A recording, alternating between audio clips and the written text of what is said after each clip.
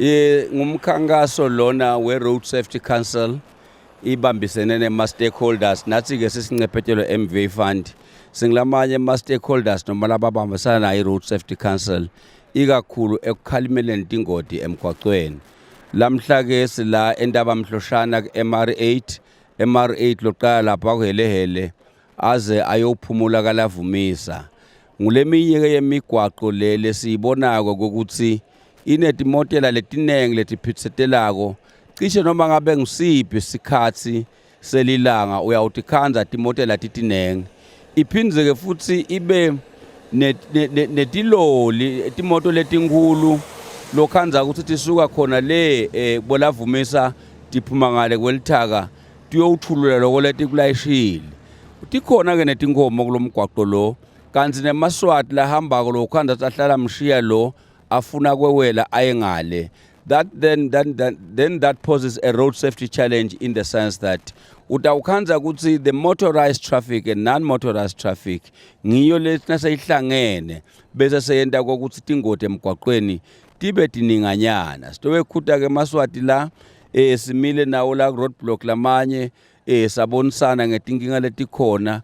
Uma simela sibuka buqamama siyabona ukuthi noma mhlambe lamanye amaqala ungeke uwabone imoto seyimile, but from a distance uyababona ukuthi lo sekuyinkinga kakhulu nyalo, it's wrong overtaking.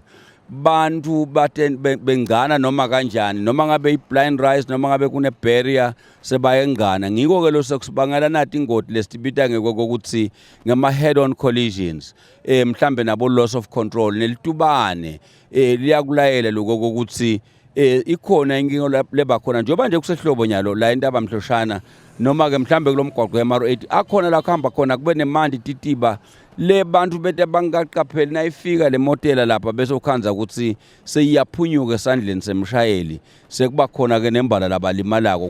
Kusho nje ukuthi njengoba kubo khisimisi maswati lamahle lokuya umphephisa umuntu lokukhulu kunqiphisa litubane lokuyawuphephisa lohamba ngetinyawo ngiloya uthi nafika emgwaqweni anandi lokho ukuthi kuhamba kwakhe kubuqamama netimotela futhi atibona phambana nato timotela letidute naye noma sefike la khona kufune wela umgwaqo uyakwenda lokho ngekuphepha lokukhulu. Maswati lamahle sinifisela khisimisi lomuhle neminyaka lomusha loyimpumelelo konke lokho. It's made possible by observing all road signs and regulations and driving as carefully as possible and using the road in all other aspects as safely